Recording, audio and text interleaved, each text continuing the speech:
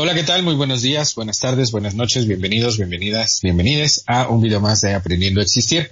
El día de hoy vamos a platicar sobre una problemática que tenemos en distintos países, sobre todo, iba a decir de América Latina, sin embargo, creo que en realidad es en diversos países del mundo, exacto, sí, y cada vez más, que es la parte de la violencia social y evidentemente pues vamos a platicar un poquito qué podemos hacer para afrontarlo. Y como siempre, pues nada mejor que platicar con Ana Paula al respecto. Bienvenida, Ana Paula. ¿Cómo estás? Hola Carlos, bien, aquí con otro tema que está ahorita muy en auge, sobre todo con todas las situaciones que están pasando, como es las guerras y problemas internos. Ahorita nosotros vimos pues en México y hubo una noticia muy viral al respecto de que pues hay muchas organizaciones armadas dentro de nuestro país que le llamamos el narcotráfico. Y pues muchas de las cabezas están ahorita siendo buscadas y muchas situaciones de violencia han habido en estas últimas semanas a raíz de que una de las cabezas pues fue capturada, ¿no? Y ya, pues bueno, todas las referencias respecto a esto y los detonantes pues han sido muy diversos. Entonces, podríamos ahorita hablar respecto a eso, se siente vivir en un país, sobre todo en América Latina, que me parece que está siempre constantemente en una situación de crisis, de donde hay una vulnerabilidad muy evidente, sobre todo para la gente común y corriente, los civiles, donde nada más estamos en la expectativa o en la espera de qué va a pasar mañana, o si no te toca una balacera, o si no te toca una situación de criminalización, ¿no? Porque también se da mucho el asalto a mano armada, se dan mucho los robos, se dan muchísimas situaciones de violencia de organizaciones, aquí le llaman delincuencia organizada, a veces no tan organizada, no sé, está muy muy caótico el asunto, y sobre todo ahorita hay también el tema de las guerras en Europa del Oriente Medio, del Central, en el norte todavía existe este tipo de guerras. Entonces creo que estamos en un punto de caótico, un tiempo donde nos está tocando muchísima violencia como sociedad general en el mundo. Entonces, ¿cómo lo manejamos? Está muy complejo, ¿no? Sí, efectivamente vivimos en un entorno que cada año se va tornando más y más violento y efectivamente se han hecho muchos estudios, muchas investigaciones. Principalmente fue posterior a la Segunda Guerra Mundial. Se empezó a analizar los efectos de entornos de violencia, de guerra, de hambruna, de situaciones colectivas de depresión. Y se empezaron a generar como ciertas sugerencias o ciertos protocolos de acción, precisamente para que la gente pueda no prevenir la violencia o la situación complicada, porque no la estamos generando los ciudadanos, sino para evitar que el impacto y el trauma sea aún peor, entendiendo que en realidad pues toda la vida es una aleatoriedad y de repente pues nos pueden tocar vicisitudes por más precavidos que intentemos estar. Esto es como una situación de un desastre natural. Yo puedo tener todos mis papeles en orden y todo más o menos acomodado, y de repente me agarra un sismo y se cae todo y pues de nada me sirvió, por decirlo así, el haberme preparado. Sin embargo, la investigación lo que sugiere es que cuando yo llevo a cabo este tipo de planes para tratar de afrontar de mejor manera estas situaciones, sí logro una mayor tranquilidad mientras el evento está aconteciendo,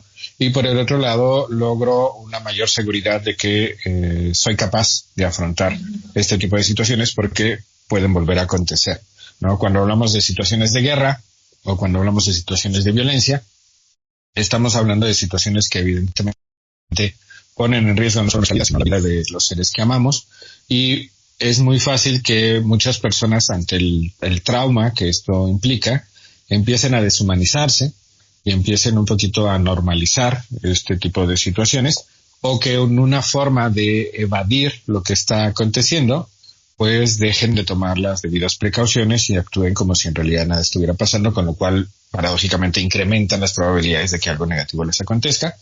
Y un tercer mecanismo que en muchas ocasiones utilizamos es que mucha gente entra en una fase que se llama desesperanza aprendida, que es pensar que la vida carece de sentido y entrar rápidamente en etapas similares a la depresión. Digo similares porque uno de los parámetros para evaluar depresión es que por lo menos sientas esto 3 meses continuos, ¿no? Y en muchas ocasiones la gente puede entrar a algo parecido en semanas, ¿no? Es decir, pues ya nada tiene sentido, ya no voy a ir a trabajar, ya no voy a comer, ya no me voy a bañar, ya no me voy a cuidar. Entonces son como los 3 mecanismos que habitualmente acontecen. 1, la deshumanización. 2, la parte de sentir esta tendencia a ya nada tiene sentido. O 3, la evasión, y es no pasa nada, todo está bien, sigo con mi vida normal sin tomar ninguna precaución. Y evidentemente estos 3 formas de interactuar es lo que se ha investigado y se ha tratado de encontrar puntos que permitan no llegar a esos extremos, ni a la deshumanización, ni a la evitación, ni a la parte de la desesperanza aprendida. Ok, desesperanza aprendida. Qué interesante, ¿no? Porque creo que es un punto muy importante, sobre todo para personas que crecemos en situaciones a lo mejor muy vulnerables y donde también existe la violencia comúnmente, ¿no? Entonces ya no como que pierdes el concepto del por qué estás ahí, ¿no? ¿Para qué? Simplemente no por qué, sino para qué. Eso es muy complejo. Apenas estaba escuchando un podcast que de hecho se puso muy de moda en estas semanas, de Saskia Niño de Rivera, que está entrevistando a un reo de la cárcel, y que de hecho este reo se puso muy de moda precisamente porque estaba anunciando que muchos políticos en la época, todavía creo que me parece como de Peña Nieto, o un poco antes, él estaba dentro, como que lo sacaron de las alcantarillas y los empezaron a controlar, a entrenar, y después se los vendían a políticos para que hicieran lo que los políticos desearan, ¿no? Luego, no sé, mandaban a matar gente o robaban niños para hacer actos satánicos, porque muchos de ahí son santeros y hacían tonterías. Entonces estaban hablando específicamente de eso y se volvió muy viral.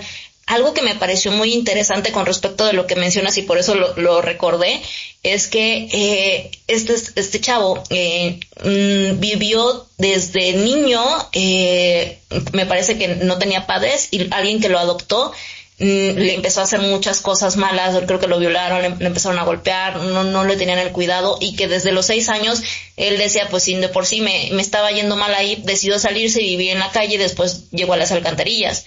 Entonces siempre vivió en un entorno violento y que no quería también estar en esta situación donde para qué hacer las cosas. Él ya no sabía por qué hacer las cosas y de hecho hasta el día de hoy, yo creo que hoy ya tiene como 40 años, vive en una situación de depresión y no entiende para qué o por qué pasó eso, pero como que también llega a este punto de no importarle. Ya lo tiene tan normalizado que dice, pues ya no pasa nada, si vuelvo a tener esta vida es lo que me tocó, no, tampoco pasa nada, ¿no? Y me parece tan interesante el hecho de cómo también llegas a vincularte en esta relación donde tú mismo viviste la violencia y te vuelves un mercenario o una persona que causa la violencia por la misma situación en la que tú viviste. Y esto se vuelve un círculo interminable por la situación, en el mismo contexto en el que estás viviendo, de vulnerabilidad, de violencia, de una situación material que no te estás protegiendo y que tu misma sociedad tampoco te está protegiendo, que al final del día te perpetúa a una situación donde tú ahora eres el violentador. Y eso es súper cruel, súper complejo en una sociedad donde cómo es posible cortar con este tipo de parámetros y donde intentar formar una sociedad menos violenta y que puedan hacerse de una mejor manera las cosas. Sí, bueno, la problemática radica en que los sistemas están creados a su vez de otros sistemas que están dentro de otros sistemas, y hay sistemas adentro de estos. La familia sería como el pilar fundamental desde el cual vamos aprendiendo un poco cómo va a ser el mundo, cómo tendría que ser el mundo, cómo funciona el mundo. Y lamentablemente vivimos en situaciones en las cuales muchas personas que no están preparadas psicológica y emocional y económica y racionalmente para tener hijos, tienen hijos. Uh-huh. Y entonces desde ahí en muchas ocasiones terminan haciendo que la gente, los niños, las niñas, aprendan que solo hay dos opciones, o ser la parte agresora o ser la parte víctima de la agresión. Y en muchas ocasiones lo que esto va generando pues es precisamente una situación traumatizante en el individuo, que termina generando que no pueda haber más opciones, que no pueda haber las escalas de grises y que solamente logre ver o blanco o negro. Y ante la disyuntiva de qué prefiero, en qué lugar me conviene más ponerme entre la parte que agrede o la parte que es víctima de esa agresión, pues la mayoría de nosotros seguramente nos inclinaríamos por la parte violenta, la agresiva. Porque además también muchas veces lo que hacemos es desquitarnos con otras personas por el dolor que venimos cargando. Entonces me parece que la sociedad va generando familias poco sanas, y estas familias poco sanas van generando esta clase de personas. Y si bien es cierto que siempre hay posibilidad de cambiar, evidentemente luego de una vida de tanto sufrimiento, pues es muchísimo más complicado que cuando no tenemos un sufrimiento a esa magnitud, a ese nivel. Uh-huh. Si además tomamos en cuenta que las instituciones enfocadas en tratar de reinsertar a este tipo de población al entorno social no lo hacen de manera correcta, pues al final simple y llanamente son lugares en donde la gente se queda un rato para aprender más cosas, para salir y en general pues repetir, porque no hay otras opciones en realidad, ¿no? Tenemos una situación, y no solo hablo en México, yo creo que a nivel mundial, en donde siempre hay una clase social aún más marginada de todos los demás que de por sí también estamos marginados. Y creo que el sistema capitalista al final nos ayuda de alguna forma a volvernos discriminadores de otros que están peor que nosotros, y de alguna manera decir, bueno, pues yo no estoy tan mal, ¿no? Y tratar de parecernos a aquellos que de todas maneras nos oprimen, y terminamos en muchas ocasiones defendiendo pues el sistema que nos ha traído a esta situación de sufrimiento. Entonces sí me parece que hay personas que por la misma experiencia difícilmente podrán ver otra forma. Y no porque sean psicópatas, es decir, su cerebro no es que, porque en el ámbito de la psicopatía, el psicópata sí tiene una característica diferente a nivel biológico, a nivel cerebral, que le impide sentir emoción como tristeza, culpa, enojo, miedo, etcétera. Sin embargo, existen esta otra clase de personas que sin tener esa condición biológica parecería que son psicópatas, porque ya tienen una poca sensibilidad ante estas diversas emociones. Si las sienten, sin embargo, a lo largo de mucho sufrimiento y muchos años, fueron entrenados para ir minimizando el impacto de dichas emociones, que es lo mismo que acontece, por ejemplo, con los médicos, que claro que sienten feo cuando ven a una persona sufriendo y sangrando y probablemente a punto de fallecer. Uh-huh. Sin embargo, derivado de un entrenamiento de muchos años, pues van minimizando el impacto de ellos, de estos estímulos. Lo mismo con los policías, lo mismo con los militares, lo mismo con los bomberos. Uh-huh. Entonces, hay un grupo de personas que ya biológicamente traen una problemática y de entrada, desde que son pequeños, no sienten igual que los demás.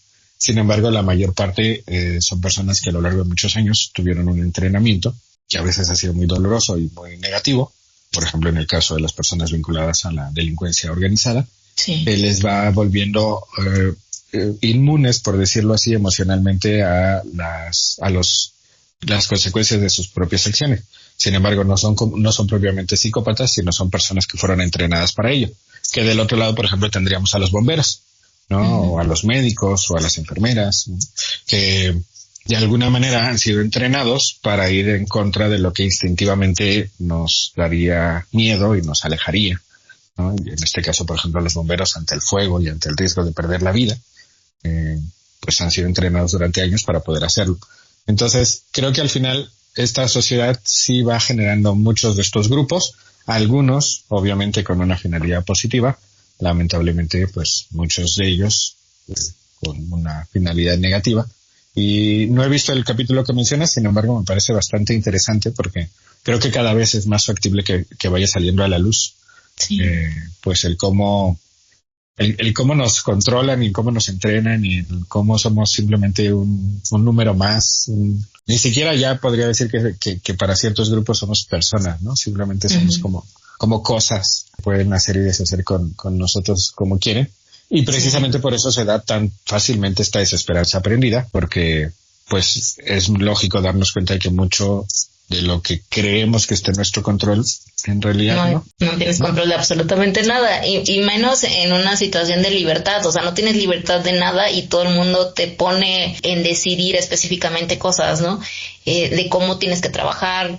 Un punto muy importante en esto es también el tipo de situaciones que vivimos como país en desempleo y los salarios bajos. Y eso es una situación muy compleja porque muchas personas, o al menos yo he escuchado en ciertos estratos, que prefieren tener una vida corta pero vivir como ricos o tener dinero y poder vivir esta experiencia de narcos, porque también hay toda una narcocultura con respecto a ello que lo glorifican, sobre todo en las regiones del norte.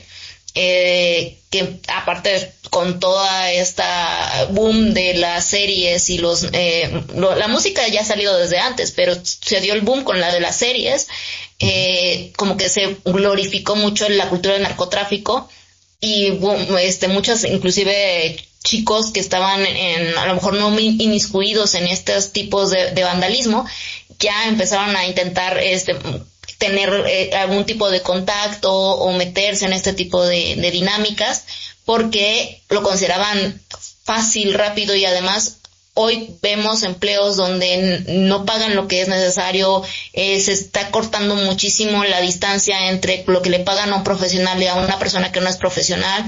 Entonces dices, ¿para qué me he hecho tantos años estudiando, trabajando para ganar lo mismo, no? Entonces, si te das cuenta, y no sé, yo que me meto a ver muchas entrevistas o podcasts, te das cuenta que aquí a este señor le estaban dando una cantidad estratosférica que ni siquiera llegando a una maestría o un doctorado te pagan al mes.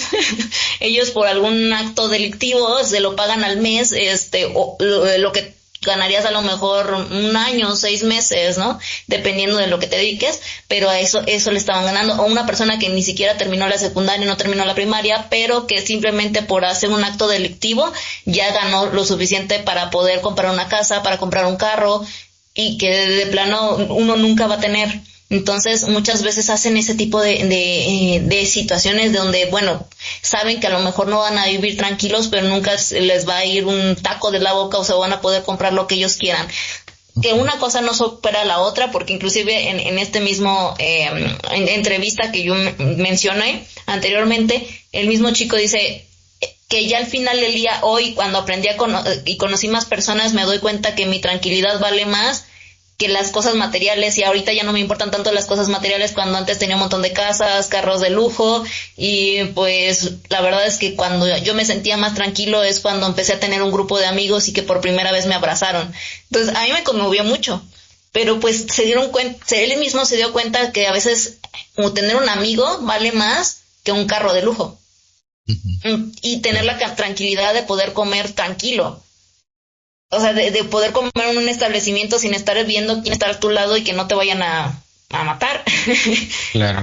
Sí, son cosas bien complejas.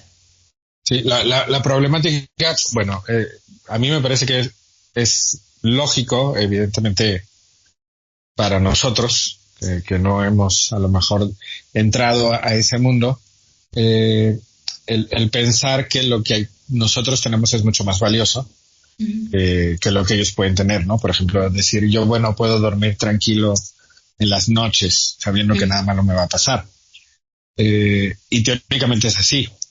Sin embargo, la realidad es que, pues tampoco.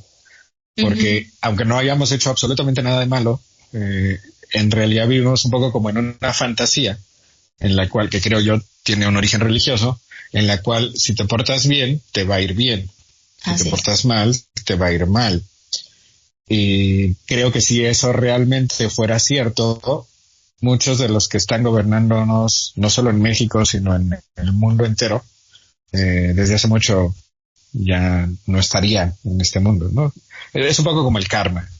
Sí. A mí me parece que es una idea romántica que hace que nos sintamos tranquilos ficticiamente. Porque tú mencionabas hace rato, bueno, pues tú y yo podríamos ir a comer en un restaurante tranquilos sabiendo que nada malo nos va a pasar. ¿Quién sabe? O sea, si estamos en uno de esos entornos violentos, pues igual nos toca una balacera. ¿Y qué hicimos tú y yo para merecer eso? Absolutamente nada. ¿No? ¿Y qué consecuencia tienen las personas que sí hayan delinquido o hecho cuestiones relevantes? Pues los del abajo en la escala probablemente pues sí los atrapen, los maten, los metan a la cárcel, qué sé yo. Pero los que están arriba, pues nada, ¿no? Entonces, suena bien, o sea, creo que es un discurso que tiene como, que claro, nos conmueve y nos invita a empatizar y nos invita a reflexionar y a darnos cuenta de lo bonito que es nuestra vida, porque no hemos tenido que vivir situaciones tan horribles que nos hayan llevado a ese lugar. Y al mismo tiempo nos ayudan a seguir viviendo un poco como en una burbuja, en la cual, pues si yo obro bien, nunca me va a pasar nada malo. Y la realidad nos indica que eso no es así, ¿no? Y no necesitamos estar en Siria, en Irán, en Irak para vivir situaciones de este tipo. Nos ha tocado vivirlas en nuestro día a día. Yo recuerdo que hace como 20 años me salvé de estar en una balacera porque fui a impartir un curso, salí de mi hotel, iba en dirección al centro, creo que estaba en Chihuahua, y creo que se me olvidó mi dinero. Y dije, bueno, ¿y cómo voy a pagar si no me llevé mi dinero? Y entonces me regresé. Y justo cuando 5 minutos después saliendo, ya no me permitieron pasar porque justo había habido una balacera, pues a las cuadras en donde yo iba a estar caminando, ¿no? Si no se me hubiera olvidado el dinero. Entonces digo, bueno, ¿y yo qué culpa tengo? Yo no hice nada malo, yo vengo de la Ciudad de México a impartir un curso por acá. Y creo que la vida es una aleatoriedad que, a la que le queremos dar cierto sentido. Por ejemplo, mencionabas bueno, es que hay gente que prefiere tener una vida corta y lujosa que una vida pobre y larga. Sí. Pues es que también hay vidas largas y lujosas y también hay vidas pobres y muy cortas. Sí. ¿No? Entonces, pero como que nos hacen creer que solo existen como esas dos alternativas, ¿no? Y paradójicamente, ¿por qué nos hacen creer solo eso? Para que no veamos las otras. Las otras alternativas es los jefes de los jefes de los jefes de los que aparecen en las entrevistas, pues seguramente tienen una vida súper larga, súper lujosa, donde con aquello que han robado a otros viven ellos y sus nietos y sus nietos de sus nietos. Y bueno, nosotros de alguna manera, por eso creo que es un discurso religioso, pues somos pobres pero honrados, ¿no? Y cuando moramos recibiremos nuestro justo merecido por ser buenos en esta vida, en otra vida, se supone, ¿no? Sí. Entonces, creo que son discursos, un poco maquiavélicos y que claro, empatizamos porque nos consideramos buenas personas y porque de alguna manera nos hemos comprado ese cuento, aunque cuando lo analizamos a fondo nos damos cuenta de que no deja de ser un cuento, ¿no? Y no con eso estoy haciendo una apología o una defensa de conductas delictivas. Solo digo que a veces lo que nos presentan son solo dos opciones, cuando en realidad hay otras. ¿No? Y si a mí me dieran a elegir entre tener una vida larga y lujosa o tener una vida pobre y corta, pues yo elegiría la larga y lujosa, ¿no? Ah, claro. Y la mayoría lo elegiríamos, ¿no? Que si de repente me apañan y ya no me dan esa opción, pues evidentemente sería más fácil que yo dijera, pues que esa vida ya no me interesa, que ya no está en mis planes, que he entendido que es más bonito tener una vida tranquila. Pero pues igual es porque me atraparon, ¿no?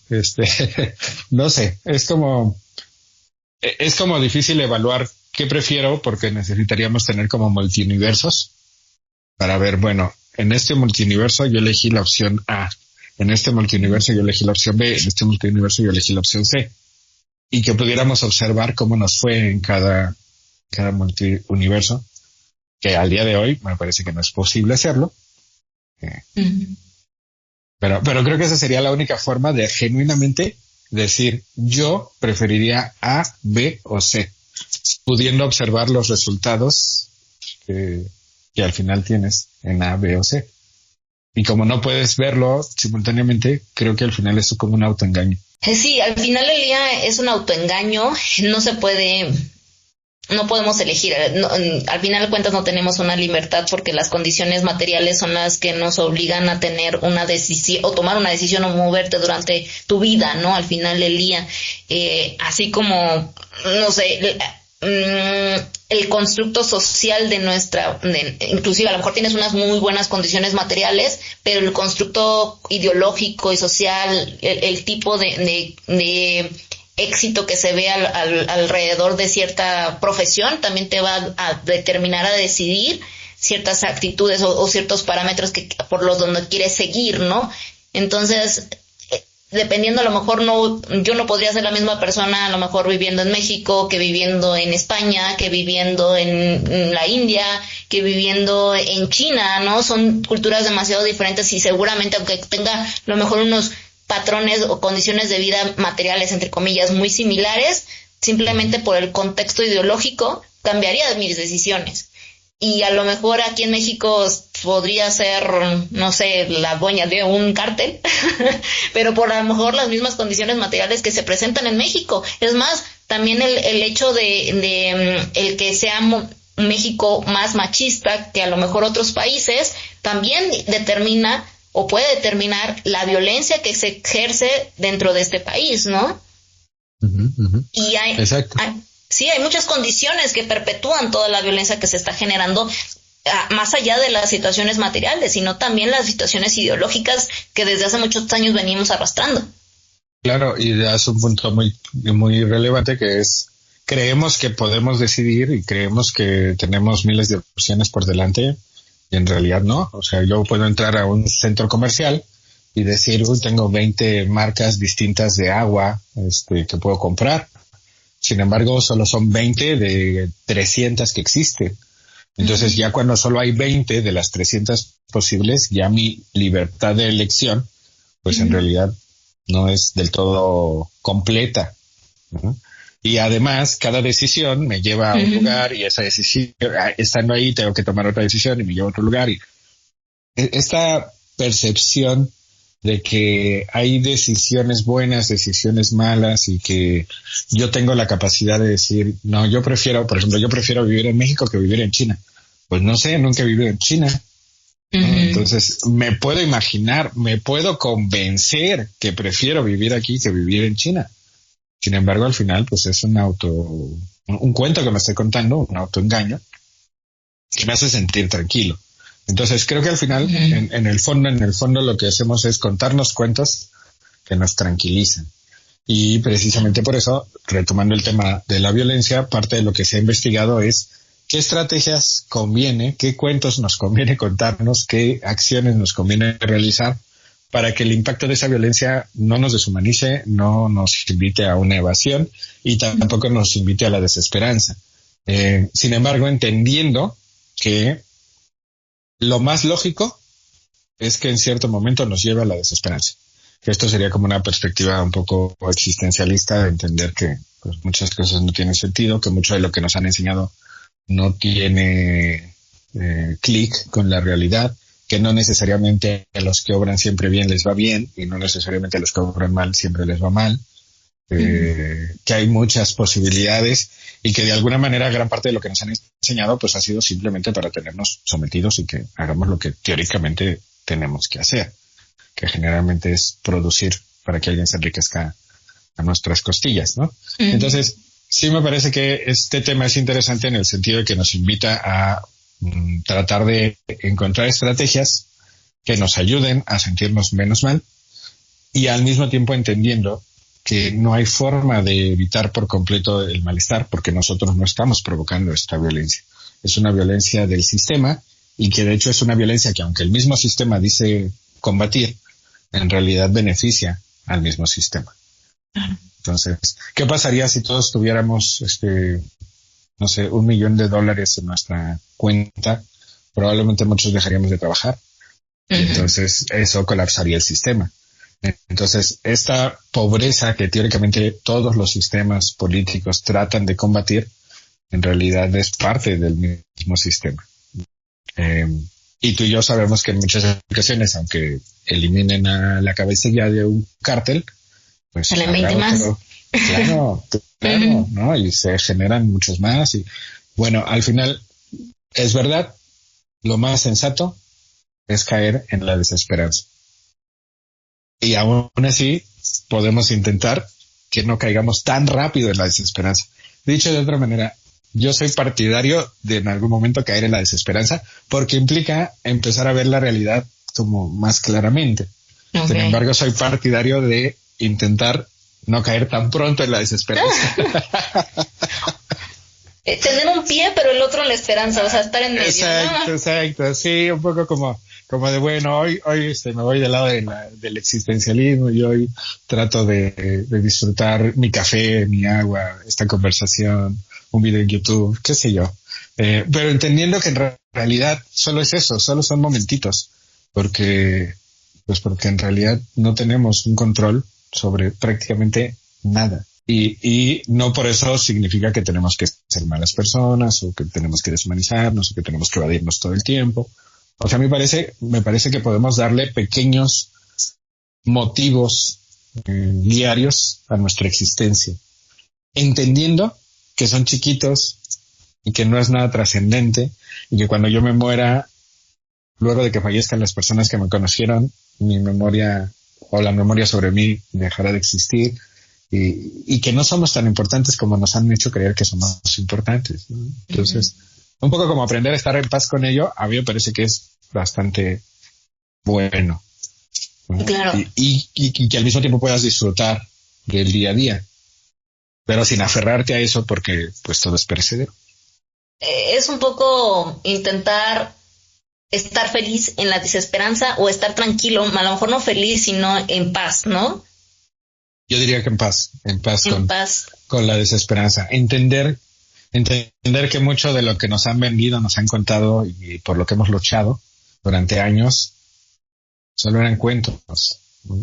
Y que hay una frase muy buena que se le atribuye a los japoneses que dicen, para poder trascender tienes que escribir un libro, tener un hijo y plantar un árbol, ¿no? Uh-huh. Digamos que la idea de desesperanza en este sentido sería entender que la neta, no tienes que tener un hijo, no tienes que plantar un árbol, no tienes que escribir un libro, no tienes que hacer nada de lo que te dijeron que tienes que hacer. Porque además, aunque lo hicieras, no servirá de mucho. Entonces, y bueno, ¿qué hago, no? ¿Para qué estoy aquí? ¿Cómo afronto las situaciones de violencia? ¿Cómo afronto este día a día? Pues así, un día a la vez, tratando sí de tener metas a 3 meses, a 6 meses, a 10 años. Sin embargo, al mismo tiempo tratando de centrarte en el día de hoy o qué pequeñas acciones puedo disfrutar.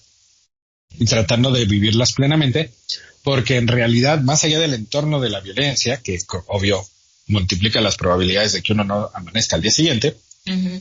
La aleatoriedad de la vida tampoco me garantiza que el día de mañana yo despierte. O sea, igual el día de mañana ya no desperté y nadie me disparó y nadie me hizo nada malo, no, simplemente pues así es la aleatoriedad de la vida. Entonces me parece que esta desesperanza ayuda un poquito a vivir una vida más tranquila, más en paz, uh-huh. Pero entendiendo que en realidad aquello que nos enseñaron probablemente en nuestra infancia no tiene como mucho sustento en la realidad. En la palabra desesperanza me da como una connotación en depresión. ¿Sería la correcta la palabra desesperanza o a lo mejor simplemente soltar? Yo le pondría aceptación. Aceptación. Es que la palabra en psicología sería desesperanza aprendida. Okay. La sola palabra desesperanza indicaría no esperar uh-huh. que acontezca todo eso que nos han dicho que debería no tener acontecer. Fe, porque a mí también me molesta la palabra fe, la neta me molesta mucho. Ajá. No tener fe, no decir, bueno, pero yo me he esforzado uh-huh. mucho y entonces merezco que todo vaya genial porque es lo que espero, ¿no? Uh-huh. Es como un poco disminuir al máximo dentro de lo factible las expectativas. Eso sería solamente la parte como de la desesperanza, ¿no? No tener esta fe en todo lo que nos han vendido. Desesperanza aprendida, ya junto, hablaría de el estado psicológico en el cual caigo luego de muchos intentos de mejorar, muchos intentos de cambiar, muchos intentos de que todo vaya bien, y como tarde o temprano la realidad me alcanza, llega un punto en el que digo, pues ya, no, ya para qué lo intento. Entonces, sin embargo, como se puede confundir con una situación un poquito así de depresión, quizás sí la palabra más idónea podría ser aceptación. Un estado, entonces, más que invitarlos a la desesperanza, les invito a la aceptación. ¿La aceptación de qué? De que en realidad no tenemos control sobre prácticamente nada. Ya no digamos en entornos de violencia, en general. O sea, yo no sé si me voy a enfermar, yo no sé hasta cuándo voy a vivir, yo no sé hasta cuándo va a vivir la gente que amo. Yo no sé qué va a pasar mañana con el mundo. Y entonces aprender a vivir ante esos escenarios me ayuda no a vivir alegre todo el tiempo, que es lo que mucha gente ubica como ser feliz, sino me ayuda un poco a disfrutar un poco más el día a día, tratando de ir solo un día, ¿no? Dirían los alcohólicos, solo por hoy. Y paradójicamente esta perspectiva que a mucha gente le choca y mucha gente dice, no, pero es que hay que tener metas, hay que tener sueños y hay que ir por ello y hay que echarle ganas. Y a largo plazo te permite disfrutar mejor la vida porque entiendes la finitud de la misma. Entonces te permite disfrutar un poco más una charla porque no sabes si será la última, te permite disfrutar más un café porque no sabes si será el último. Y estar consciente de eso, aunque suena medio tétrico y medio macabro, desde el punto de vista filosófico, te ayuda precisamente a disfrutarlo un poquito más. Claro, sí. Bueno, todo esto terminamos muy filosóficos, pero aquí también me podría como que anclar en un punto interesante como lo mencionas, ¿no? A muchas personas no les gusta o se sienten intimidados a lo mejor porque toda su filosofía se basa en intentar mejorar y echarle las ganas y ser positivos. Esta aceptación está en contraposición a ser positivos, a tener metas, a intentar luchar por un objetivo, por intentar mejorar como persona. No tendría por qué ser así. No, simplemente es no aferrarse a que tiene que ser así. O sea, es yo, por ejemplo, yo tengo mi listado de metas a corto, mediano, largo plazo. En mi cabeza yo ya tengo claro qué quiero hacer de aquí a los 99 años que quiero vivir, ¿vale? Sin embargo, al mismo tiempo entiendo que no tengo la certeza de que voy a vivir hasta esa edad y que no tengo la certeza de si todo lo que escribí lo voy a poder hacer, porque a lo mejor también en 10 años cambio y mis metas pues ya van a ser diferentes, ¿no?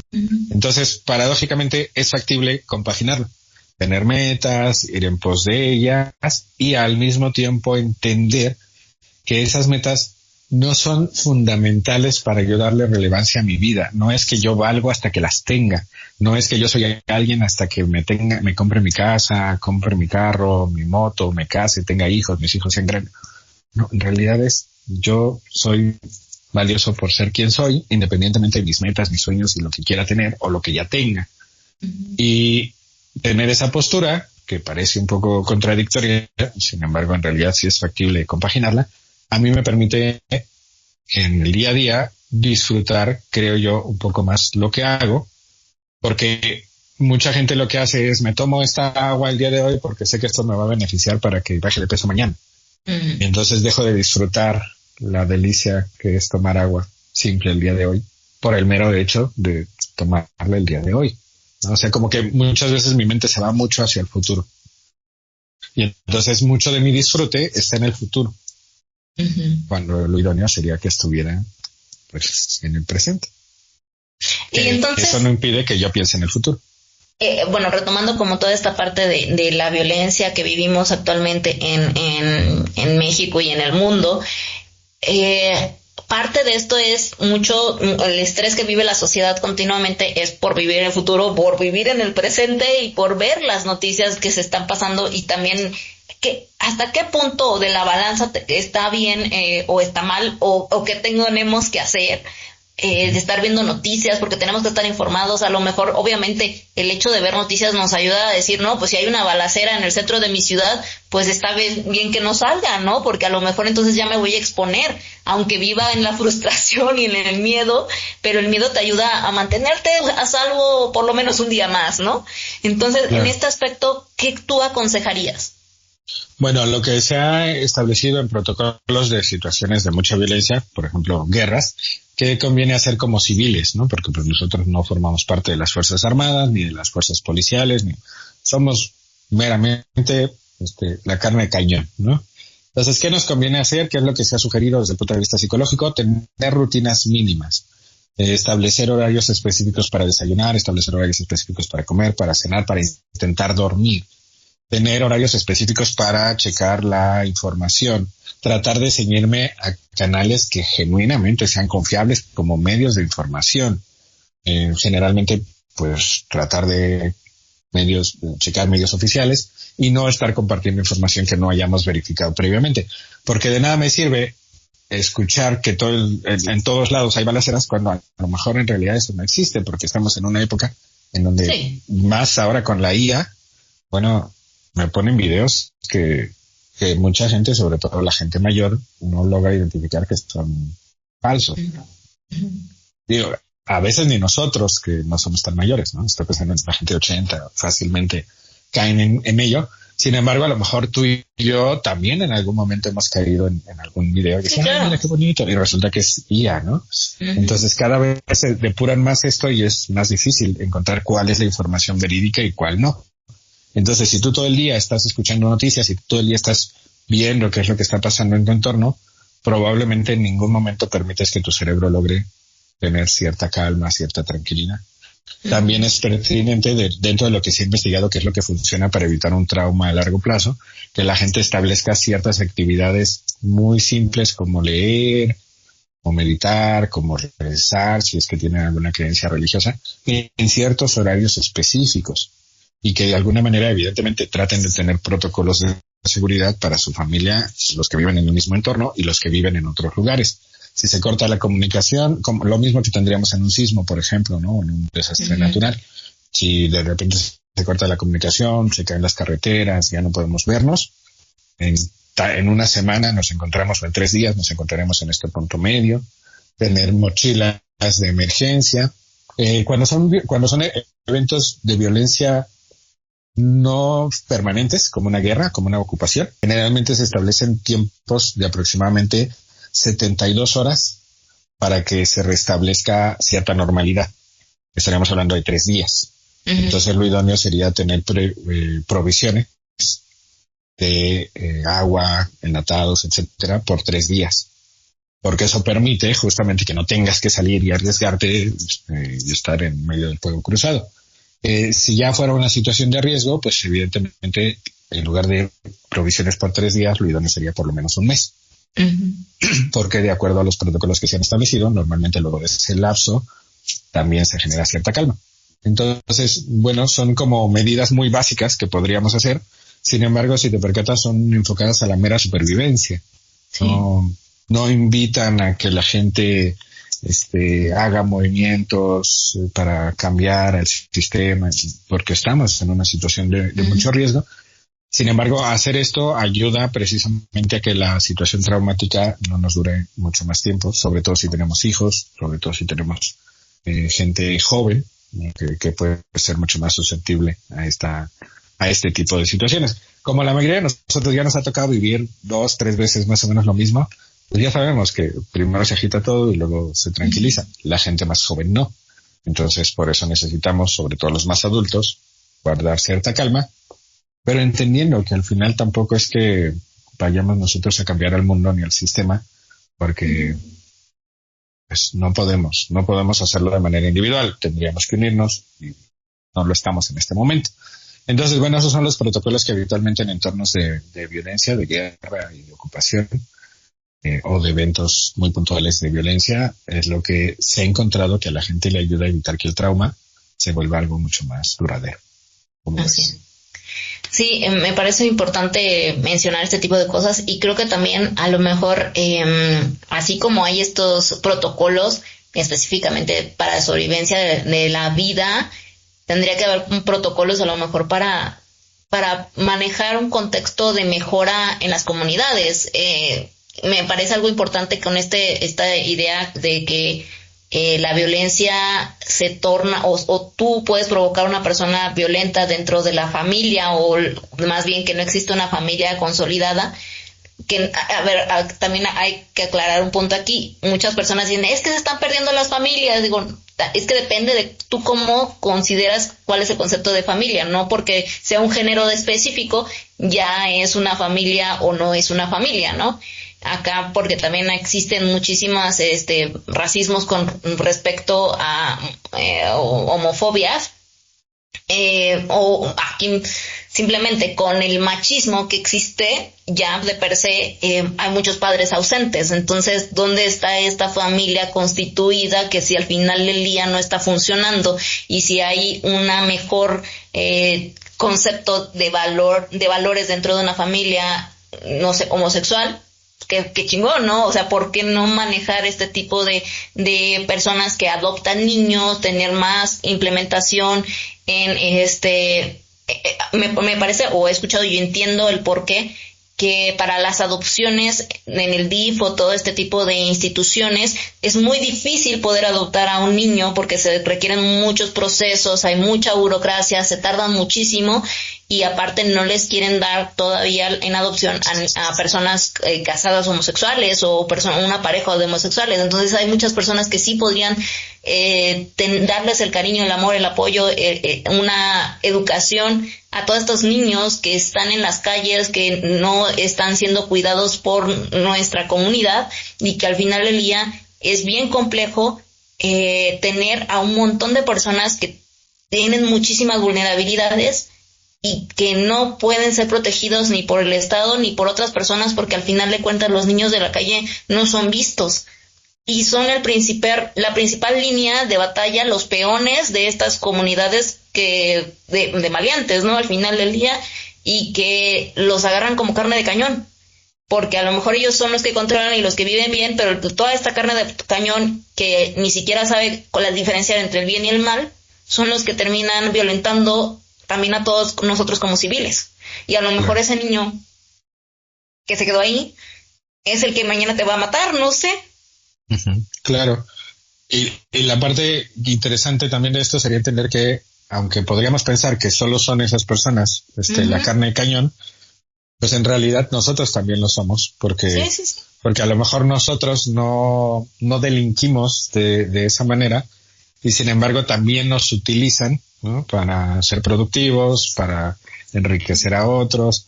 O sea, es como si tuvieran sus diferentes... yo recuerdo que cuando era niño tenía mis ejércitos de plástico así chiquititos y eran de distintos colores, pero eran exactamente los mismos. Era exactamente el mismo modelo. Simplemente cambiaban. Unos eran verdes, unos eran rojos, unos eran amarillos, otros eran negros, otros blancos, etcétera. Y entonces me parece que en realidad la parte interesante nos lo diría la película de Matrix, estrenada en el 2000. Tenemos nuestras dos píldoras, ¿no? La píldora azul, la píldora roja. Si tomamos la píldora roja, veremos la realidad. Y me parece que la realidad es el 99.9% de las personas que vivimos en este mundo somos carne y cañón, simplemente de otra cajita, ¿no? Sí, hay diferentes cajitas. Exacto, pero todos lo somos, ¿no? Y a veces el mismo sistema nos hace creer que nosotros no lo somos, que la carne de cañón es eso.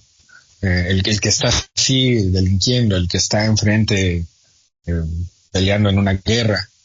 A mí me parece que en realidad todos lo somos, solamente que lo somos de manera diferente. Mientras ellos están ahí disparando, pues nosotros estamos aquí tecleando y produciendo para que todo el sistema siga funcionando, ¿no? Entonces, como en la imagen que sí hizo famosa de los Simpsons, donde están monos escribiendo, ¿no? Tecleando, ¿no? Sí. Pues así estamos, ¿no? En realidad, al final estamos haciendo este video que también subiremos a YouTube y que hace que YouTube siga siendo millonario, que bueno, es de Google. El punto es, a mí me parece que cuando creemos que solo un grupo de personas son la carne de cañón, es porque el sistema logró convencernos de que nosotros no lo somos, y a mí me parece que todos lo somos. Sí, sí.